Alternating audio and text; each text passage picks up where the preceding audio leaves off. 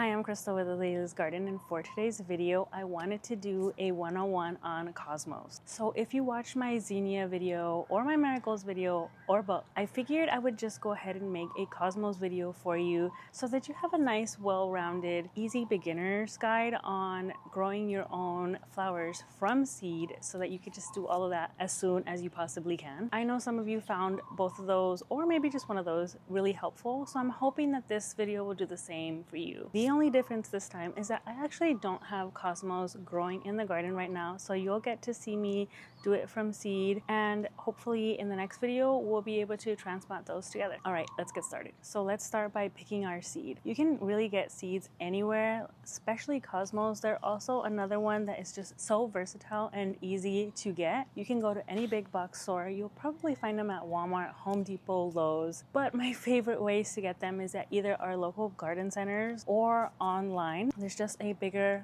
variety online, and I find that a lot of them are just nicer, loftier plants because they were bred to maintain in a garden space. So here I have 3 different companies that I've gotten cosmos seeds from, and they are all amazing. They're all beautiful. I have one here from Floret. This one is Cupcake Blush, Afternoon White from Johnny Seeds, and from Botanical Interests I have Apricota and Candy Stripe. A few varieties that I want to get my hands on this season are the Double Click Snow Puff, which I've actually grown before, I just don't have anymore, the Fizzy White, Versailles Flush, Apricot Lemonade, Daydream, Lemonade, Double Click Rose Bonbon. Because in my transplanting video I seeded the Candy Stripe Cosmos, I'm gonna be doing the Apricota in this video. Okay, let's go do that. So in my seed starting video, I show you exactly how to read your seed packets, what to do from start to end. But for the sake of this specific video, I'm going to show you exactly how I'm going to be seeding my cosmos. I personally don't like to direct seed my cosmos just because I really cherish my seedlings and I want to make sure that they do fine. So I just go ahead and do them ahead of time. I really recommend that for beginners just because it allows you to make sure that they don't get dislodged, they don't get lost, you don't forget to water them. But if you want to direct sow them, you definitely can. They are an easy plant to start directly in the ground, so don't be afraid to do that if that's what you want to do. The process is the same when it comes to direct seeding and seed starting ahead of time, with the exception of if you're going to be starting your seed indoors, you do need to be starting them 4 to 6 weeks ahead of time, just because it is a little cooler and you want to make sure that the temperatures are good. Because I live in Hawaii, I don't have to deal with that, so I'm just going to do the pots and leave them out here in the elements. Feel free to skip ahead if you already seen how I do my seed starting, but if you want to support me, you can keep on watching. Otherwise, the timestamps are below. So we're going to start with a seed starting mix. The brand doesn't very much matter. Just make sure that it's something that is nice and lofty and soft, that doesn't have too much bark so that your seedlings can grow well. So I like to pour out some soil in a small basin, and because I'm only going to be doing this container here, I don't need much soil. We're going to pre-moisten the soil just to make sure that it's easier for the seedlings and so that it doesn't get lost or dislodged. You want to make sure you mix it in almost like you're making dough, and if you've never made your own dough, I highly recommend it because it's almost like gardening in a way. So my soil is moist and I know it's ready because it forms without too much liquid.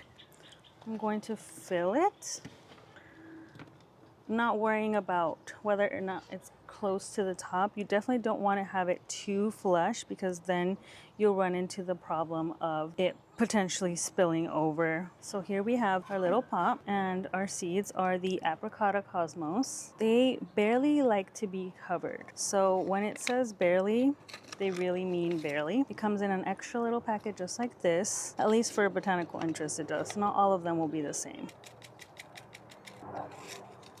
Here are our seeds. They almost remind me of a banana shape. They're usually either black or brown in color. And we're going to plant them just like this on their side. So what I'm gonna do is take a seed, place it, and just pat it in. In my previous videos, I showed you how we put a seed in when it requires a quarter or a half or an inch depth and we cover. In this case, we're only going to take our seed, put it on the soil, and push the soil on top of where the seed is. We're just putting our finger on.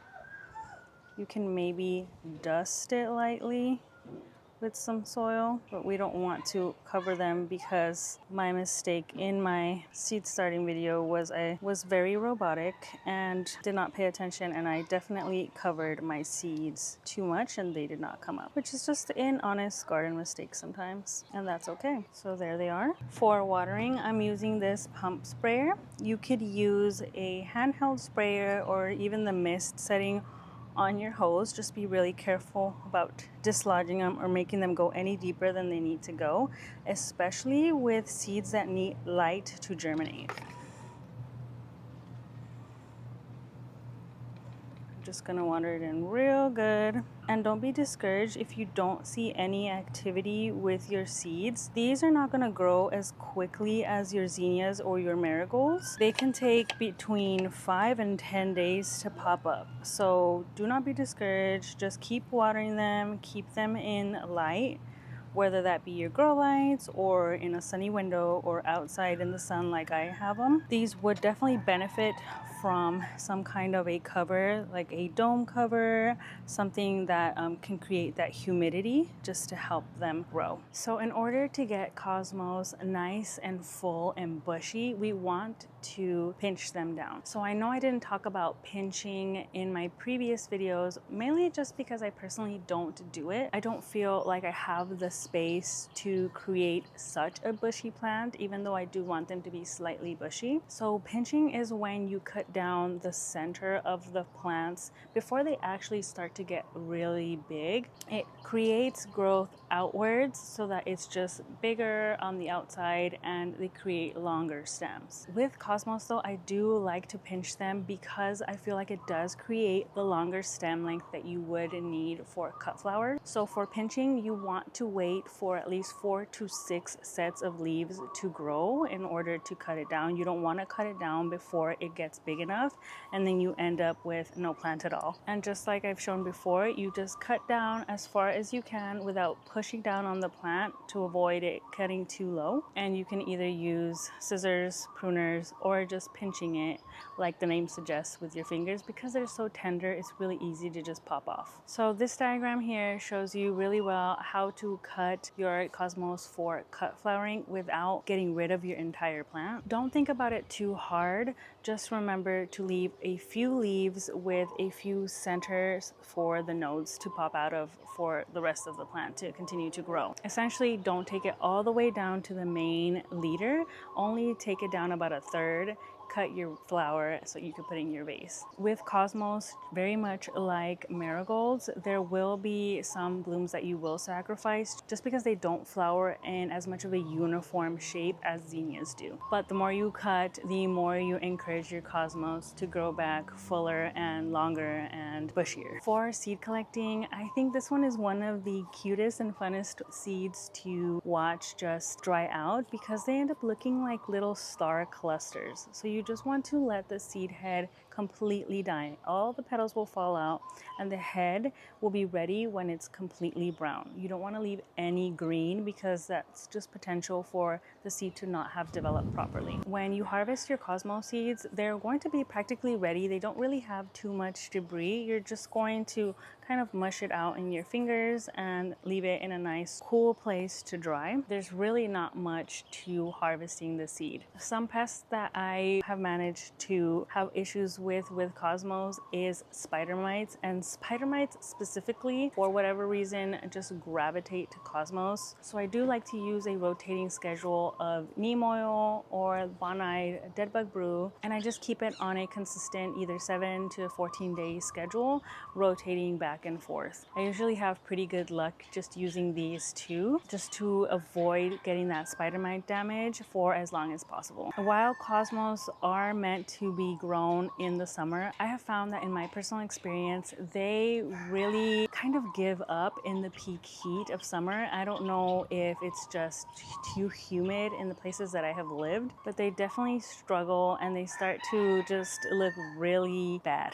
So if you're able to provide them some late afternoon shade, I think that really helps them out in that peak summer heat. Do still allow them 6+ hours of sunlight, but that evening heat is what's going to get them in that peak of summer, at which point personally I just stop growing them. But the cool thing about cosmos is because they do like that slight tinge of coolness, you can grow them in the early fall and they really do thrive and just come and come again until that first frost hits them. All right, you guys, I know that was kind of different from the other videos that I have done as far as the 101 videos. I do hope you stick around because hopefully in a few days we see those cosmos sprout and we can plant them together and I can show you exactly how to transplant them so that you can get those flowers that we're all dying for this season. All right, till next time.